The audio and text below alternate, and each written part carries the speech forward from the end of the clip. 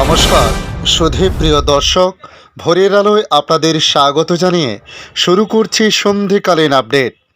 বাংলায় এই মুহূর্তে দাপিয়ে বেড়াচ্ছে শীত, যথেষ্ট দাপট দেখাচ্ছে এই মুহূর্তে। দক্ষিণ থেকে উত্তরের প্রত্যেকটি জেলাতে শীতে কাবু বঙ্গবাসী। তাই আজ আপনাদের জানাবো আবহাওয়া দপ্তরের সর্বশেষ আপডেট কি রয়েছে। পাশাপাশি সাগরে নতুন একটি সিস্টেমের কথা বলা হচ্ছে, সেই সিস্টেমের প্রভাব বাংলায় কতটা পড়তে পারে সে বিষয়েও জানানোর চেষ্টা করব। অবশ্যই ভিডিও শেষ পর্যন্ত দেখতে অনুরোধ করব। পাশাপাশি নতুন হলে চ্যানেলটি সাবস্ক্রাইব করে রাখার জন্য রিকোয়েস্ট করলাম। দেখে নিন আজকে লেটেস্ট আপডেটে কি জানিয়েছে আবহাওয়া দপ্তর। এরই মধ্যে সোমবার অর্থাৎ আগামীকাল থেকে শুরু হবে পৌষ মাস। আসন্ন সপ্তাহে পারদ আরও কিছুটা নামতে পারে বলে আভাস আবহাওয়া দপ্তরের। এরই মাঝে কোনো ঝঞ্ঝা বা ঘূর্ণাবর্তের প্রভাব বাংলার উপর পড়তে পারে কিনা সে বিষয়ে আলিপুর আবহাওয়া দপ্তরের তরফে জানানো হয়েছে। রবিবার অর্থাৎ আজ উত্তর 24 পরগনা, দক্ষিণ 24 পরগনা, পূর্ব মেদিনীপুর, হাওড়া, কলকাতা, হুগলি, পুরুলিয়া, ঝাড়গ্রাম, পশ্চিম মেদিনীপুর, বাঁকুড়া, পশ্চিম বর্ধমান, বীরভূম, মুর্শিদাবাদ ও নদিয়ার আবহাওয়া শুষ্ক থাকবে। কোনো জেলায় বৃষ্টি হবে না বলে জানানো হয়েছে আগামী 22 থেকে 23 ডিসেম্বর পর্যন্ত। আগামী কয়েকদিনে দক্ষিণবঙ্গের তাপমাত্রা বড় ধরনের কোনো পরিবর্তন আসবে না। দক্ষিণবঙ্গের পশ্চিমের জেলা ও শহরগুলোতে সর্বনিম্ন তাপমাত্রা 10-এর নিচে নেমে গেছে। এদিকে উত্তরবঙ্গের জেলাগুলির আবহাওয়া শুষ্ক থাকবে রবিবার অর্থাৎ আজ দিনভর। দার্জিলিং, জলপাইগুড়ি, কালিম্পং, আলিপুরদুয়ার, কুচবিহার, উত্তর দিনাজপুর, দক্ষিণ দিনাজপুর বা মালদহ কোনো জেলাতে বৃষ্টি হবে না। এদিকে উত্তরবঙ্গের বিভিন্ন জায়গায় আগামী কয়েকদিন মাঝারি কুয়াশা দেখা দিতে পারে। আগামী কয়েকদিনে উত্তরবঙ্গের তাপমাত্রা বড় ধরনের কোনো পরিবর্তন আসবে না বলে জানিয়েছে।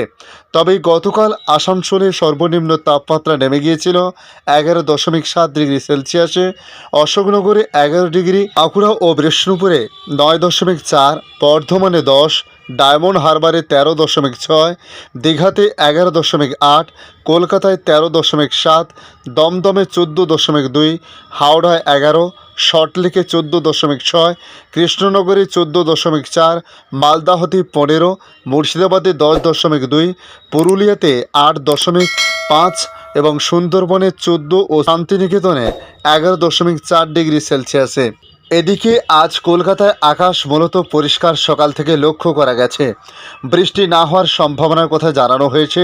মহানগরীতে সর্বোচ্চ তাপমাত্রা আজ 24 ডিগ্রি সেলসিয়াসের আশেপাশে তাপমাত্রা থাকার সম্ভাবনা রয়েছে, যা কিনা স্বাভাবিকের থেকে প্রায় 3 ডিগ্রি সেলসিয়াস নিচে। আর সর্বনিম্ন তাপমাত্রা 14 ডিগ্রির ঘরে থাকতে পারে, যা কিনা স্বাভাবিকের থেকে প্রায় 2 ডিগ্রি সেলসিয়াস নিচে বলে বলা হয়েছে। তবে দার্জিলিং, জলপাইগুড়ি, কালিম্পং, আলিপুরদুয়ার, কুচবিহার, উত্তর দিনাজপুর, দক্ষিণ দিনাজপুর এবং মালদহ, উত্তর 24 পরগনা, দক্ষিণ 24 পরগনা, পূর্ব মেদিনীপুর, হাওড়া, কলকাতা, হুগলি, পুরুলিয়া, ঝাড়গ্রাম, পশ্চিম মেদিনীপুর, বাঁকুড়া, পশ্চিম বর্ধমান, পূর্ব বর্ধমান, বীরভূম, মুর্শিদাবাদ এবং নদিয়ায় আবহাওয়া শুষ্ক থাকবে। পাহাড়ে এই মুহূর্তে তুষারপাতের সম্ভাবনা নেই। এদিকে আবহাওয়া দপ্তরের বুলেটিন অনুযায়ী আগামীকাল অর্থাৎ 18 ডিসেম্বর কলকাতায় সর্বনিম্ন তাপমাত্রায় পারদ 14 ডিগ্রির ঘরে থাকতে পারে। তবে 20 তারিখ কলকাতায় সর্বনিম্ন তাপমাত্রা সামান্য বেড়ে 15 ডিগ্রি সেলসিয়াস হতে পারে। এরপর 21 ডিসেম্বর শহরে সর্বনিম্ন পারদ 15 ডিগ্রি সেলসিয়াসের ঘরে থাকতে পারে। আর 22 ডিসেম্বর কলকাতায় সর্বনিম্ন তাপমাত্রা কিছুটা বেড়ে 16 ডিগ্রি হতে পারে। এদিকে বঙ্গোপসাগরে যে ঘূর্ণাবর্ত ছিল তার শক্তি হারিয়েছে, সেটার কোনো প্রভাব পড়বে না বাংলার উপরে। এই আবহে আপাতত শীতের আমেজ বজায় থাকবে বলে জানিয়েছে আবহাওয়া অফিস। মঙ্গল এবং বুধবার নাগাদ তাপমাত্রা আরও কিছুটা নিচে নেমে যাওয়ার সম্ভাবনা আছে বলে জানিয়েছে রিপোর্টে। এদিকে বাংলাদেশ আবহাওয়া দপ্তর বাংলাদেশ নিয়ে জানাচ্ছে, পঞ্চগড়ে তেঁতুলিয়ায় আজ দেশের সর্বনিম্ন তাপমাত্রা 10 ডিগ্রি সেলসিয়াস রেকর্ড করা হয়েছে। জেলার কুয়াশা কমলেও অব্যাহত রয়েছে মৃদু তাপপ্রবাহ। আজ রবিবার 17 ডিসেম্বর তেঁতুলিয়ার আবহাওয়ার অফিসের ভারপ্রাপ্ত কর্মকর্তা রাসেল শাহ তিনি জানিয়েছেন, শনিবার জেলায় সর্বনিম্ন তাপমাত্রা ছিল 9.4 ডিগ্রি সেলসিয়াস।